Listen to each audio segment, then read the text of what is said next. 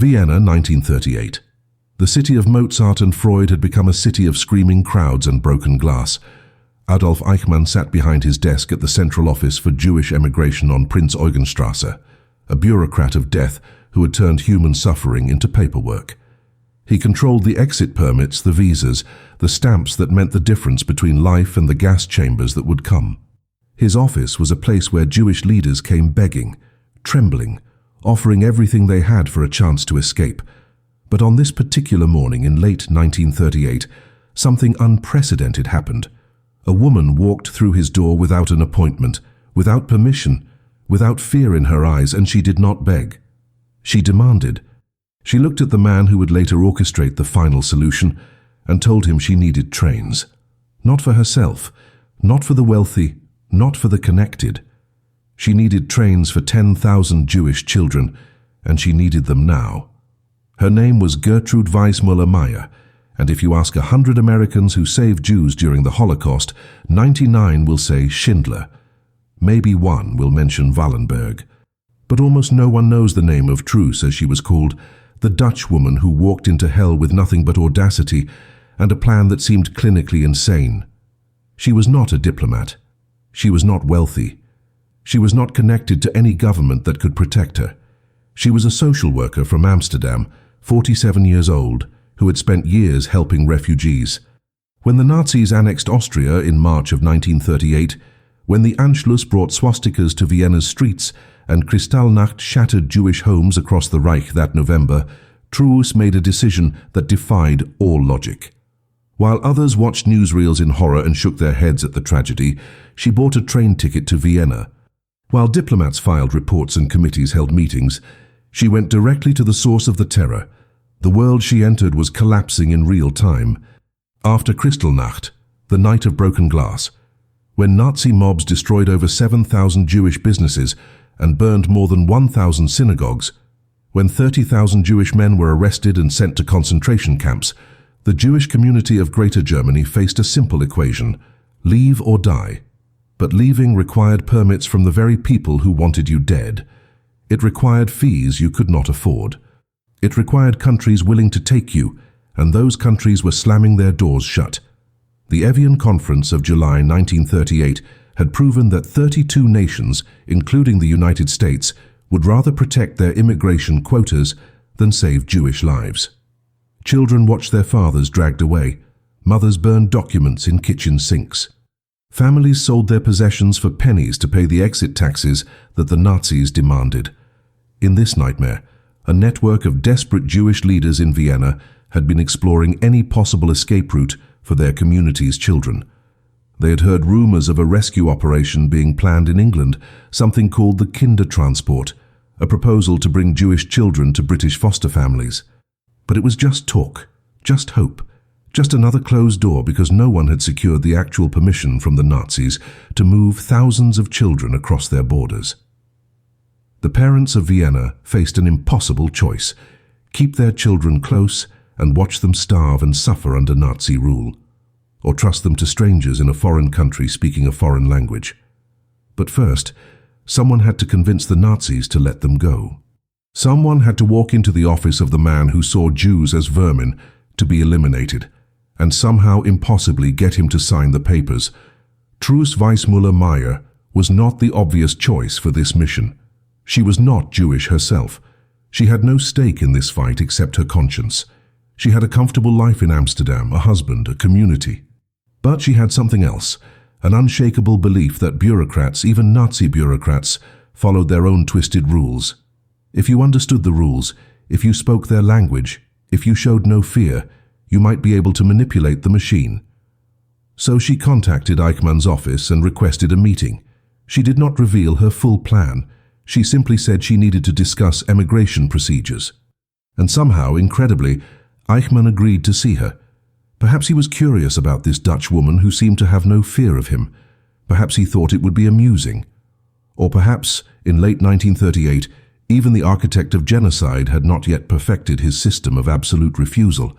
When Truus walked into that office, she was walking into a place where mercy did not exist, where compassion was weakness, where a Jewish child's life had less value than the paper their death warrant would be printed on. Eichmann was not yet the man who would sit in a glass booth in Jerusalem 23 years later, calmly explaining how he sent millions to their deaths.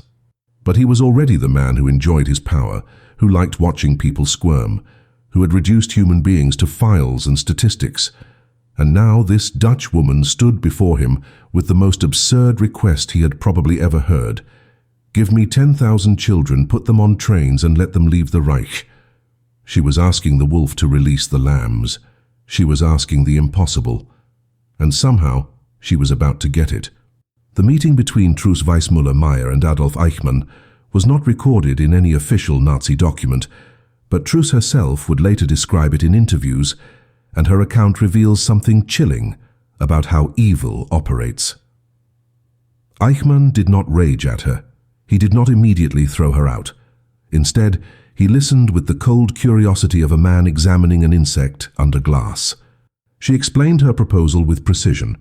The British government was considering accepting Jewish children as refugees, but they needed proof that the Nazis would actually let the children go. She needed a test case, a demonstration. She told Eichmann she wanted to take 600 children from Vienna to England within 1 week, 600 lives as a pilot program. If she could prove the logistics worked, if she could show the British that thousands more could follow, then perhaps 10,000 children could be saved. She was offering him efficiency, something the Nazi bureaucracy valued above all else. She was offering to remove Jewish children from his jurisdiction without costing the Reich a single Reichsmark. Eichmann studied her across his desk. This was November of 1938, just weeks after Kristallnacht had revealed to the world the true nature of Nazi intentions toward Jews. International outrage had been loud, but ultimately meaningless. No country had changed its immigration policies. No army had mobilized to stop what was happening. Eichmann knew the world's anger was performative, that hand-wringing was not the same as action. He also knew that the Nazi leadership wanted Jews out of the Reich. The final solution, the industrial murder machine of Auschwitz and Treblinka, had not yet been conceived. In late 1938, the Nazi policy was still forced emigration, making life so unbearable that Jews would flee and never return. So here was this Dutch woman offering to take hundreds, potentially thousands of Jewish children off his hands. She would do all the work. She would arrange the trains, the paperwork, the receiving families in England.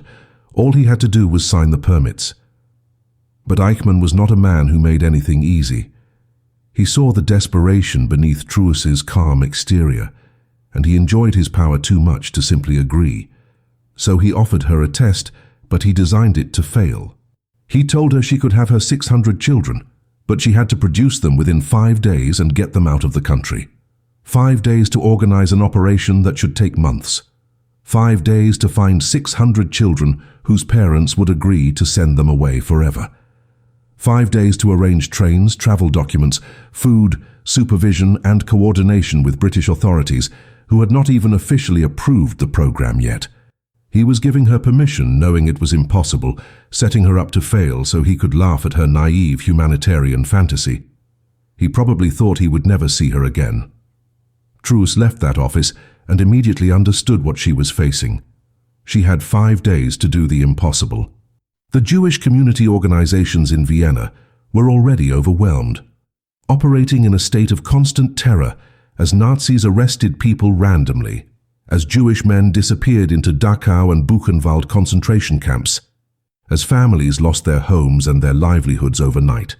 She needed to convince 600 sets of parents to make the most agonizing decision any parent could face. Send your child away to a country where you do not speak the language, to live with strangers you will never meet, knowing you may never see them again. These parents would have to choose between the horror they knew and the terrifying unknown. They would have to sign papers handing their children over to this Dutch woman they had never heard of, trusting that she was not simply another Nazi trick. The clock started ticking the moment she walked out of Eichmann's office. 5 days to gather 600 children. 5 days to process paperwork through a Nazi bureaucracy that moved slowly when it wanted to, and even slower when it involved helping Jews. 5 days to coordinate with Britain, where politicians were still debating whether to allow any Jewish refugees at all. 5 days to arrange trains that would cross multiple borders in a Europe sliding toward war. Truus Wijsmuller-Meijer had demanded the impossible from Eichmann, and now he had given her an impossible task in return. The question was whether her audacity was matched by her ability to execute. The lives of 600 children and potentially 10,000 more depended on what happened next. Truus did not waste a single hour. She immediately contacted Decidor Friedman, the head of the Vienna Jewish community's welfare department, a man who had been working frantically since the Anschluss to help families escape. Friedman was exhausted, traumatized, watching his community being systematically destroyed. But when Truus explained what Eichmann had agreed to, he understood instantly that this was the only chance they might ever get. Together, they created a system that operated at a speed that should have been impossible. They sent runners through the Jewish neighborhoods of Vienna, knocking on doors, spreading the word. Children between the ages of 4 and 17 could be registered for transport to England. Parents had hours, not days, to make their decision. The response was overwhelming and heartbreaking. Lines of desperate parents formed outside the community offices, clutching photographs of their children, begging to be chosen, weeping as they filled out forms that asked them to describe their child's personality, their health, their education, knowing these papers might be the last thing they ever wrote about their son or daughter. The selection process was brutal in its necessity. Truus and Friedman had to choose 600 children from thousands of applicants in just days. They prioritized children whose fathers were already in concentration camps, children whose families faced immediate danger, orphans who had no one else. Every name added to the list meant another name excluded, another child left behind. Parents signed legal documents transferring guardianship of their children to the refugee committee. Mothers packed small suitcases with whatever clothing they could spare, sewing money and jewelry into coat linings, writing letters their children were too young to understand. Fathers who had survived Kristallnacht beatings held their sons and daughters one last time, trying to memorize faces they might never see again. The Jewish community was being forced to make Sophie's choice on an industrial scale, and they had less than a week to do it. Meanwhile, Truus faced the Nazi bureaucracy that Eichmann controlled. Every child needed an exit permit. Every permit required fees that impoverished families could not afford. The paperwork moved through offices designed to humiliate and delay. Nazi officials demanded bribes, additional documentation, arbitrary requirements that appeared out of nowhere. Truus navigated this nightmare with a combination of stubbornness and strategic deference, knowing when to push and when to bow her head and pretend respect for men she despised. She also faced the British side of the equation, which was only marginally better. The British government had not officially approved the Kindertransport program. She was operating on promises and possibilities, coordinating with Quaker organizations and Jewish refugee committees in London who were scrambling to find foster families willing to take children they had never met. She was building an operation that required perfect coordination across multiple countries, while working against a 5-day deadline that Eichmann had designed to ensure her failure. The logistics of moving 600 children across Europe in 1938 were staggering. She needed trains that would travel from Vienna through Nazi Germany into the Netherlands and then across the English Channel to Britain. She needed permission from multiple governments, most of whom did not want Jewish refugees. She needed food and supervision for hundreds of frightened children during a journey that would take more than 24 hours. She needed medical examinations, identity documents, and travel papers for each child. And she needed to do all of this while the Nazi regime watched, waiting for her to fail, ready to use any mistake as proof that Jews were impossible to help and that humanitarian efforts were pointless fantasies. Every hour that passed brought her closer to Eichmann's deadline and further into territory where failure meant death sentences for the children she had promised to save. On December 10th, 1938, exactly 5 days after her meeting with Eichmann, Truus Wijsmuller-Meijer stood on the platform of Vienna's Westbahnhof station, surrounded by 600 Jewish children and their families.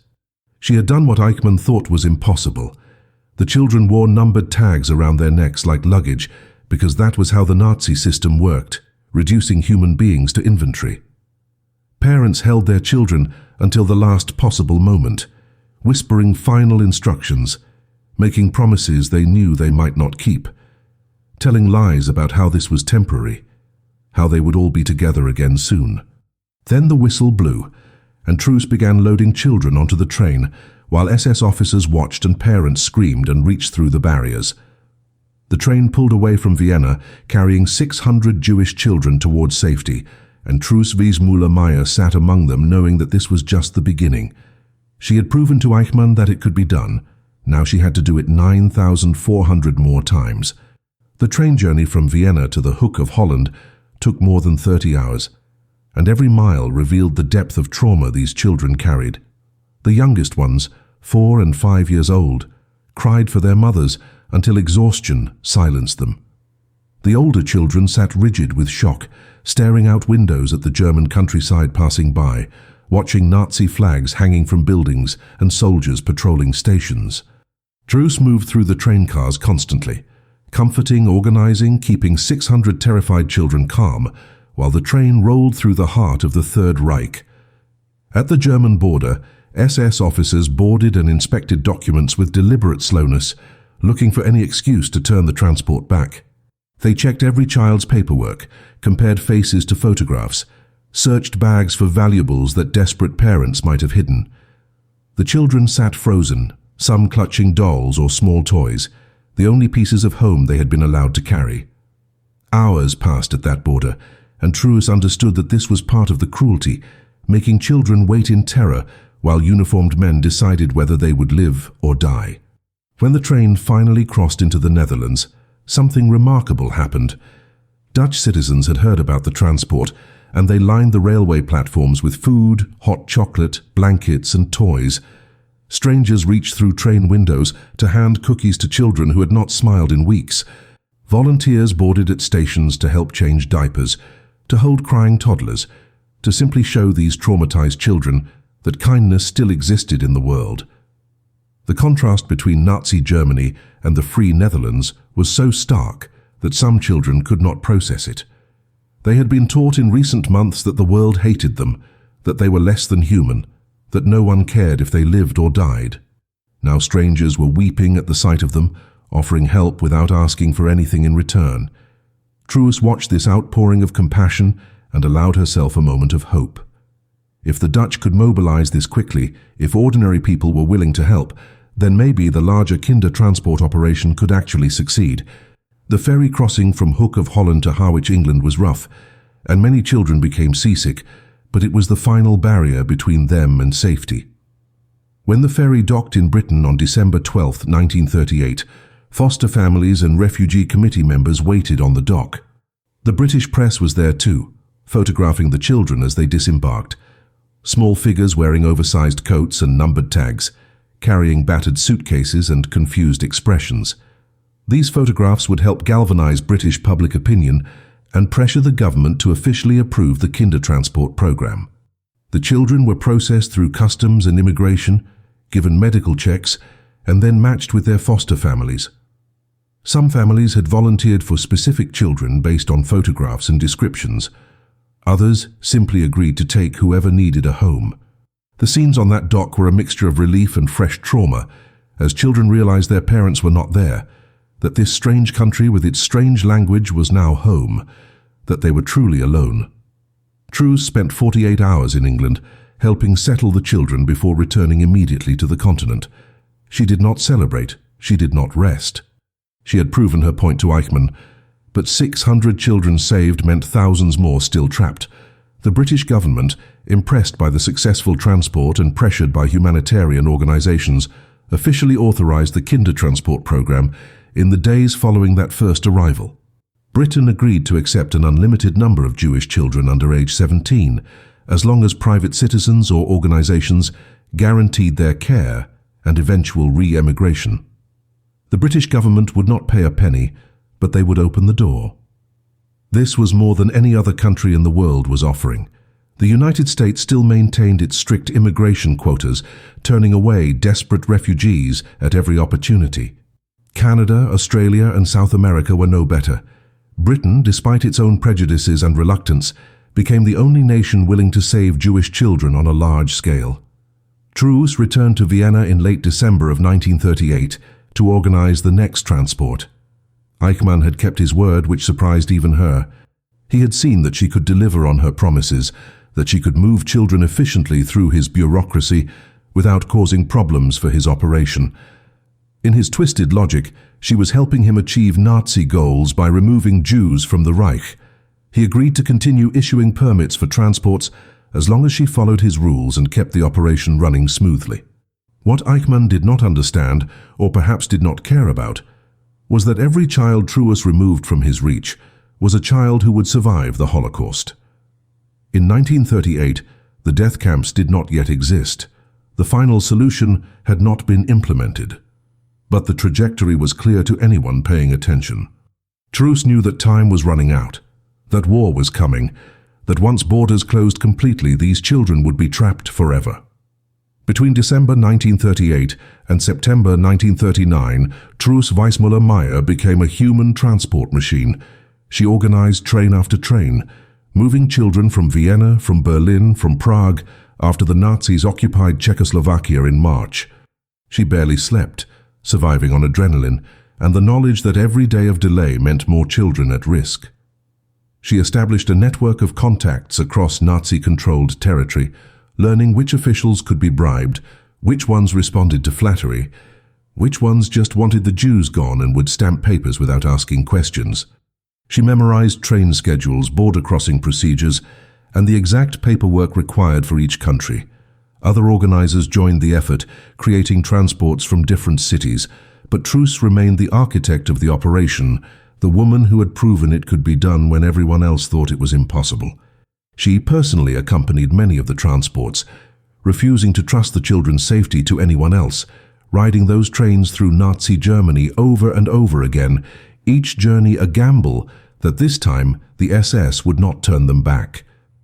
The stories of individual children revealed the impossible choices families faced. Parents sent their oldest child, hoping to save at least one. Some sent their youngest, believing older children could better survive what was coming. Siblings were separated because only one could go, and parents had to decide which child had the better chance of survival. Children arrived at train stations clutching letters they could not read, wearing coats several sizes too large because parents hoped they would grow into them, carrying photographs of families they would never see again. One mother sewed her wedding ring into her daughter's coat lining with a note explaining its value, knowing her child might need to sell it to survive. A father taught his 8-year-old son their family's entire history in the hours before the train departed, making the boy memorize names and dates and stories, turning his child into a living archive because he knew the Nazis would erase all other evidence that their family had ever existed. The British foster families who received these children faced challenges nobody had anticipated. The children arrived traumatized, speaking no English, grieving for parents and siblings, unable to trust adults after what they had experienced. Some foster families were loving and patient, treating these refugee children as their own. Others were less kind, viewing the children as servants or charity cases, reminding them constantly of their dependence and gratitude owed. The children attended British schools where classmates sometimes mocked their accents and their foreignness. They wrote letters home that became increasingly desperate as the news from Europe darkened. In the first months of 1939, parents could still receive letters, could still imagine reuniting with their children. But as Hitler invaded Poland in September and Britain declared war on Germany, communication became impossible. Children stopped receiving responses to their letters. They stopped hearing their parents' voices. They existed in a limbo of not knowing, hoping their families had escaped, fearing the worst but unable to confirm anything. Truus continued working even after Britain declared war on Germany, but the operation became exponentially more difficult. Trains that once crossed borders relatively smoothly now faced military checkpoints and suspicion. The Nazis, preparing for war, became less cooperative about allowing anyone to leave. Even children they considered racially inferior. The last major Kindertransport from Germany left on September 1st, 1939, the day Germany invaded Poland. The last transport from the Netherlands, which had become a staging area for children from multiple countries, left in May 1940, just days before the Nazis invaded the Netherlands itself. Truus had to flee Amsterdam as German troops advanced, narrowly escaping capture. She spent the rest of the war working underground, hiding Jews in the occupied Netherlands, forging documents, organizing escape routes, continuing her work in conditions of extreme danger. She survived the war. Most of the parents who had sent their children to safety did not. The final numbers were both triumphant and devastating. The Kindertransport program saved approximately 10,000 children, the exact number Truus had demanded from Eichmann that day in his office. Nearly 6,000 came from Germany, almost 3,000 from Austria, close to 1,000 from Czechoslovakia, and several hundred from Poland and other territories. 10,000 lives saved because one woman walked into the office of a Nazi bureaucrat and refused to accept no as an answer. But those 10,000 children represented tens of thousands of parents, siblings, grandparents, aunts, uncles, cousins who stayed behind. Most of those families died in the Holocaust. The children who survived carried the guilt of survival, the burden of being the only one who made it, the last living memory of entire family lines that the Nazis attempted to erase completely. The psychological cost of survival became clear only after the war ended, and the full scope of the Holocaust was revealed. The Kindertransport children, now teenagers and young adults, learned that their parents had been murdered in Auschwitz, Treblinka, Sobibor, and dozens of other death camps. They learned that the last letters they had received, the ones promising everything would be fine, that the family would reunite soon, had been lies told by parents who knew they were going to die, but wanted their children to remember them with hope rather than despair. Some children had been so young when they left that they could barely remember their parents' faces. Others remembered everything and were haunted by the final moments on train platforms, the last embraces, the promises that now could never be kept. Many struggled with a guilt that had no rational basis, but felt overwhelming nonetheless. Why did I survive when my parents did not? Why was I chosen for the transport when my brother was not? Why did I deserve to live when millions died? Truus Wijsmuller-Meijer herself wrestled with these questions. After the war, she was celebrated in the Netherlands as a hero, awarded honors and recognition for her humanitarian work. But she never considered herself heroic. She gave interviews in her later years where she spoke bluntly about her regrets, about the children she could not save, about the transports she could not organize because bureaucracy or politics or simple lack of time prevented her. She had saved 10,000 lives, but she had wanted to save more. She had stood in Eichmann's office and demanded trains for 10,000 children, and she had achieved exactly that number. But what about the 10,001st child? What about the families who applied too late, who lived in cities without transport access, who could not afford the fees that the Nazis demanded, even for children they wanted gone? Truus carried those failures with her for the rest of her life, even though any reasonable person would say she had accomplished the impossible. The story of Truus and the Kindertransport disappeared from popular memory with shocking speed. After World War II, the world wanted to move forward, to rebuild, to forget the horrors. The Kindertransport children themselves often stayed silent about their experiences, assimilating into British society, changing their names, hiding their accents, trying to become invisible. Many did not speak about their trauma, even to their own children. The few who tried to share their stories found that people did not want to hear them. Britain was tired of war stories. The Holocaust was too big, too horrible, too incomprehensible for everyday conversation. So the children who had been saved by Truus Wijsmuller-Meijer grew up and grew old carrying their histories in silence, while the woman who had saved them lived quietly in Amsterdam, recognized in the Netherlands, but unknown in the countries where she had made the greatest impact. Eichmann, meanwhile, escaped to Argentina after the war and lived under an assumed name until Mossad agents captured him in 1960. His trial in Jerusalem in 1961 became a global event, one of the first times the world truly confronted the bureaucratic machinery of the Holocaust. Eichmann sat in his glass booth and explained in calm, rational tones how he had organized the transportation of millions of Jews to their deaths. He described it as logistics, as following orders, as simply doing his job efficiently. Survivors testified about what his efficiency had meant. Families torn apart, children murdered, entire communities erased. The trial forced the world to understand that the Holocaust had not been carried out by monsters, but by bureaucrats who filled out forms and scheduled trains and calculated tonnage as if human beings were cargo. Eichmann was convicted and hanged in 1962, the only person ever executed by the State of Israel. What the trial did not mention was that this same man in 1938 had signed papers allowing Truus Wijsmuller-Meijer to save 600 children, that he had continued approving transports for months afterward, that his signature had enabled 10,000 children to escape the very death machine he would later build. This contradiction is perhaps the most unsettling aspect of the story. Eichmann was not a man who suddenly became evil. He was always operating within a system that dehumanized Jews, but in 1938, that system still allowed for escape if it served Nazi interests. Truus had exploited a window of opportunity that existed only because the final solution had not yet been implemented, because the Nazis still believed they could rid Europe of Jews through forced emigration rather than mass murder. She had gambled that bureaucrats follow rules, and she had been right. But the rules changed and the window closed, and after 1941, there were no more trains to safety, only trains to death camps.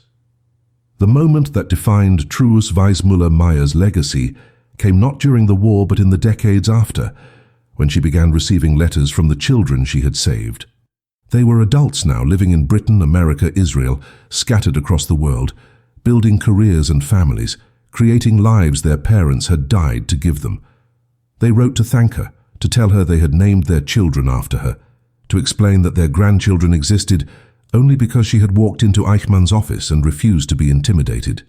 One letter came from a doctor in London who had been 7 years old on that first transport from Vienna.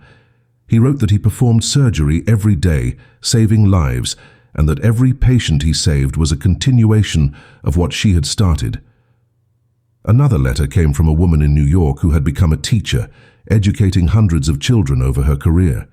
She wrote that her life's work existed only because Truus had given her life itself. These letters arrived year after year, decade after decade, each one a reminder that saving one child meant saving entire generations that came after. But Truus also received letters that broke her heart. Some came from Kindertransport survivors who struggled with depression, addiction, failed relationships, an inability to trust or love because their capacity for attachment had been shattered at age 8 or 10 or 12. They thanked her for saving their lives, but also asked her if survival was supposed to hurt this much, if the guilt of being chosen was supposed to last forever, if she understood what it meant to be the only one who made it. Truus responded to every letter personally, writing back with honesty and compassion. She told them she did not have answers, that she had simply done what needed to be done, that their pain was real and valid, and that she wished she could have saved their parents too. She never pretended that rescue was a clean, happy ending. She understood that survival came with costs that children should never have to pay. The world began to rediscover the Kindertransport story in the 1980s and 90s, partly because the survivors were aging and finally ready to speak, partly because a new generation wanted to understand the Holocaust beyond the camps and gas chambers. Documentaries were made, books were written, memorials were built. The Kindertransport Memorial in London's Liverpool Street Station was unveiled in 2003, featuring bronze sculptures of 5 children standing with suitcases, waiting for trains that had saved their lives 60 years earlier. Survivors attended the unveiling ceremony, now elderly themselves, standing beside those bronze children and remembering their own departures, their own parents waving goodbye, their own numbered tags hanging around their necks. Some had returned to Vienna decades later, to stand on the platforms where their childhood had ended and their survival had begun. They described walking through those stations as old men and women, hearing echoes of screams and whistles and final goodbyes. Truus died in 1978 at the age of 86, before this renewed interest in the Kindertransport fully emerged. She never sought fame, never wrote a memoir, never claimed credit for the miracle she had achieved. She gave a few interviews late in her life, always deflecting praise, always emphasizing the Jewish community organizers who had selected the children, the foster families who had taken them in, the countless volunteers who had made the operation possible. When interviewers called her a hero, she corrected them. She said she had simply been unwilling to do nothing while children died. She said the real heroes were the parents who had made the impossible choice to send their children away, trusting strangers to protect them, knowing they might never reunite. She said that what she had done was not heroism, but basic human decency, and that the tragedy was how rare basic decency had been during those years. The Kindertransport children, who survived long enough to have children and grandchildren of their own, began bringing their families to the places where their stories had unfolded. They took their grandchildren to Liverpool Street Station, to the Hook of Holland ferry terminal, to the Vienna Westbahnhof, explaining in quiet voices what had happened there. They showed them photographs of the parents they had never met, told stories about families that existed now only in memory. These pilgrimages became a way to ensure that the Holocaust remained personal rather than abstract, that the 6 million murdered Jews were remembered not as a statistic, but as individuals with names and faces and families who mourned them. The 10,000 Kindertransport survivors became living bridges between the world that was destroyed and the world that came after, carrying forward the stories that the Nazis had tried to erase. The true magnitude of what Truus accomplished becomes clear only when you understand what did not happen in other countries. The United States, despite being the world's wealthiest democracy and despite having a significant Jewish population lobbying for rescue, never organized anything remotely comparable to the Kindertransport. The Wagner-Rogers Bill, proposed in 1939, would have allowed 20,000 German Jewish children to enter the United States outside the normal immigration quotas. The bill had public support, had backing from prominent Americans including Eleanor Roosevelt, and would have saved lives without costing taxpayers a penny, since private organizations offered to fund everything. Congress killed it. Politicians argued that American children should come first, that refugees might take jobs from citizens, that allowing Jewish children would open the floodgates to uncontrolled immigration. The bill never even came to a vote. Those 20,000 children who could have been saved remained in Europe, and most died in the Holocaust. This was not a failure of logistics or organization. It was a failure of will, a choice to let children die rather than inconvenience the immigration system. Canada's record was even worse. The country accepted fewer than 5,000 Jewish refugees during the entire period, from 1933 to 1945, despite having vast empty territories and a need for immigrants. When asked how many Jews Canada should accept after the war, a senior immigration official replied, "None is too many," a phrase that became infamous as a summary of Canadian policy. Australia, South Africa, and most of Latin America followed similar patterns of restrictive quotas and closed doors. The Evian Conference of July 1938, where 32 nations gathered specifically to discuss the refugee crisis, produced nothing except speeches and excuses. Country after country explained why they could not possibly accept more Jews. Economic concerns, cultural incompatibility, fears of anti-Semitic backlash from their own populations, worries about fifth columnists and spies. The conference was a masterclass in moral failure dressed up as pragmatism. Hitler watched this performance and drew the correct conclusion. The world did not actually care what happened to Jews, and he could proceed with his plans without fear of international intervention. Britain's willingness to accept the Kindertransport children was not pure altruism. The British government was clear that these children were temporary refugees who would eventually have to emigrate elsewhere. Britain did not want 10,000 Jewish children becoming 10,000 Jewish adults who might stay permanently. The program was acceptable precisely because it was children only, because children could be controlled and eventually moved along, because taking children looked humanitarian, without requiring any fundamental change to Britain's own restrictive immigration policies. Adult Jews were still turned away. Families were still separated. Parents who desperately wanted to accompany their children were told no, only the children could come. This created the cruel paradox at the heart of the Kindertransport. It saved children by abandoning their parents. It was rescue built on separation, survival purchased with permanent loss. Yet within these limitations, Truus Wijsmuller-Meijer had found a way to save 10,000 lives. She had understood the political reality, the prejudices, the bureaucratic obstacles, and she had worked within them rather than wasting time fighting battles she could not win. Other activists spent years lobbying for policy changes that never came, writing petitions that were ignored, organizing protests that changed nothing. Truus went directly to the source of the threat and made a deal with the devil. She sat across from Adolf Eichmann and spoke his language of efficiency and logistics and deportation. She let him believe he was using her to rid the Reich of Jewish children, when in reality she was using him to save those children from the death machine he would build. This pragmatism offended some people's moral sensibilities. How could she negotiate with Eichmann?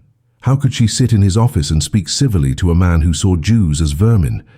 The answer was simple and brutal, because it worked, because moral purity meant nothing to dead children, because sometimes saving lives requires compromising with evil.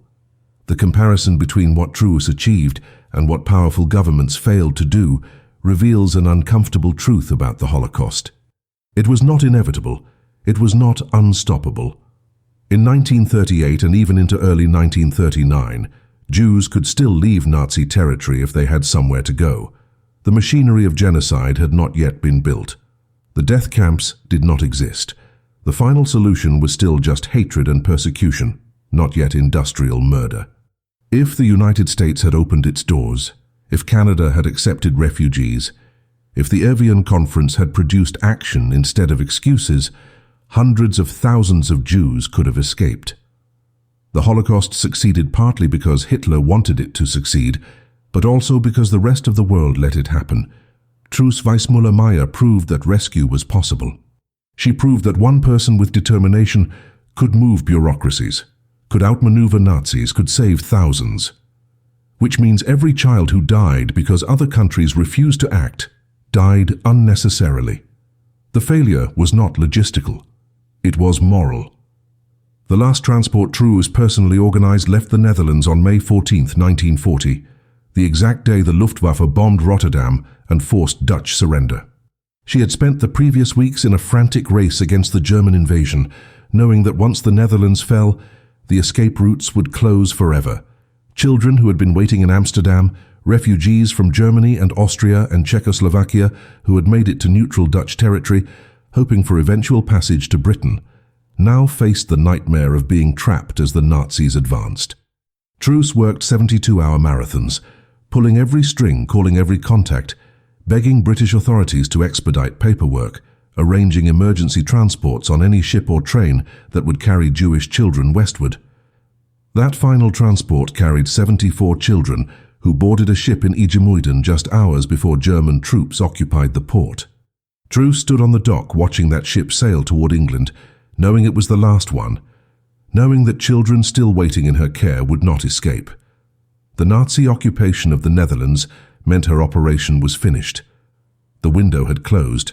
What followed were 5 years of occupation during which Truus transitioned from legal rescue operations to illegal resistance work.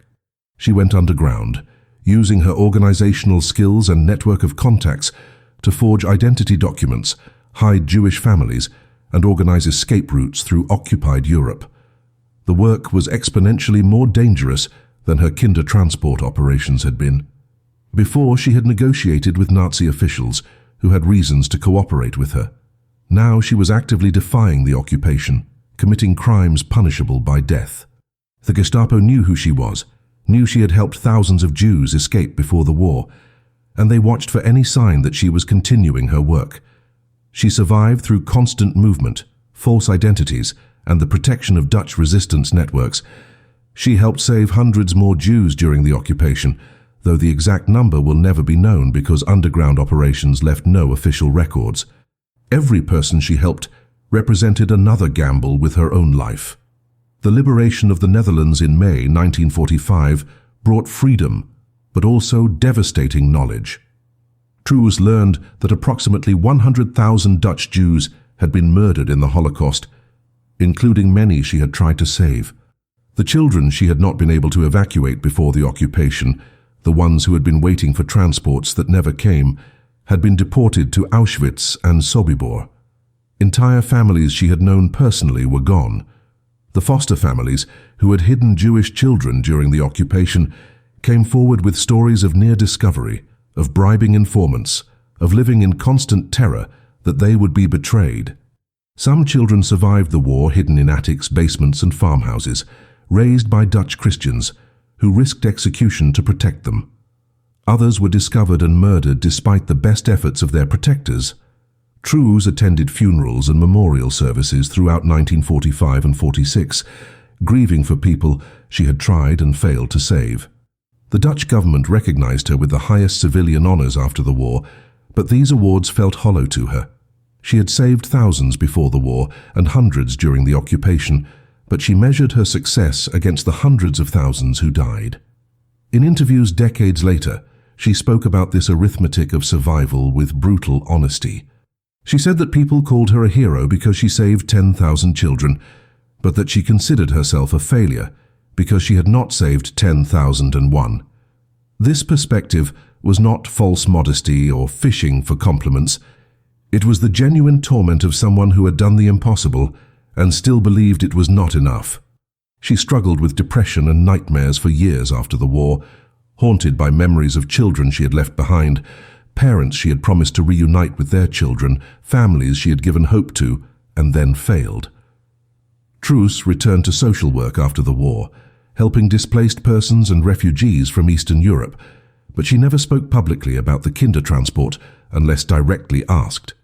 She considered it a chapter of her life that had ended, not a defining achievement to celebrate.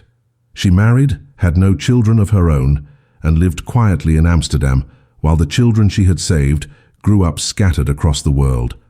Most of them did not know how to contact her, did not know if she had survived the war, did not know whether she would want to hear from them. It was not until the 1970s, when journalists and historians began researching the Kindertransport, that many survivors learned Truus was still alive. The letters began arriving then, 30 years after the rescues, from middle-aged men and women who wanted to thank the woman who had saved them when they were children. Truus responded to each letter, but she always redirected their gratitude toward the parents who had made the choice to send them away, the foster families who had taken them in, the communities that had supported the operation. She refused to accept the title of hero, but the children she saved gave it to her anyway because they knew better. They knew that without her audacity in Eichmann's office, without her refusal to accept no as an answer, they would have died with their parents in the camps. Today, if you search for the most famous Holocaust rescuer, you will find Oskar Schindler. His story became a Spielberg film, a cultural touchstone, a narrative that people around the world know by heart. Schindler saved approximately 1,200 Jews by employing them in his factory, a remarkable achievement that deserves its recognition. But Truus Wijsmuller-Meijer saved 10,000 children, and most people have never heard her name. This erasure is not accidental. Schindler's story fits a comfortable narrative: a man redeeming himself, a factory owner using capitalism to fight fascism, a German saving Jews, which allowed post-war Germany to claim examples of resistance. Truus's story is more complicated and less comfortable. She was not redeeming past sins because she had none. She was not German seeking absolution. She was simply a woman who refused to do nothing, and her story reminds us that ordinary people could have done more, that rescue was possible, that the Holocaust succeeded partly because most people chose inaction. The 10,000 Kindertransport children became parents to approximately 50,000 children, who became parents to over 100,000 grandchildren, who are now having children of their own. Entire family trees exist because one woman walked into Adolf Eichmann's office in November 1938 and demanded trains. Doctors, teachers, artists, scientists, business owners, parents, grandparents, great-grandparents, spreading across the world, living lives that Hitler tried to prevent. Every one of them carries the weight of being the generation that survived because their parents made an impossible choice, and because one Dutch social worker refused to accept that children had to die. They carry their family names forward. They tell their stories to their children. They ensure that the parents who died are remembered not just as victims, but as people who loved their children enough to let them go. Truus Wijsmuller-Meijer died in 1978, believing her work had been insufficient. But if you could show her the family trees that grew from those 10,000 children, if you could show her the generations that exist only because she walked into that office and refused to be intimidated, perhaps she would understand what the rest of us know, that she did not fail, that she achieved something extraordinary, that she proved one person can change the world if they have the audacity to try. The children she saved never forgot her. They named their daughters Truus in her honor. They told their grandchildren about the woman who rescued them. And now, nearly a century later, her story is finally being told to a world that should have known it all along. Because this is not just a story about the Holocaust. It is a story about what happens when one person refuses to accept evil as inevitable, when someone looks at impossible odds and decides to act anyway, when courage means walking into the office of a monster and demanding he do the right thing. Truus Wijsmuller-Meijer saved 10,000 lives, and every single one of them mattered.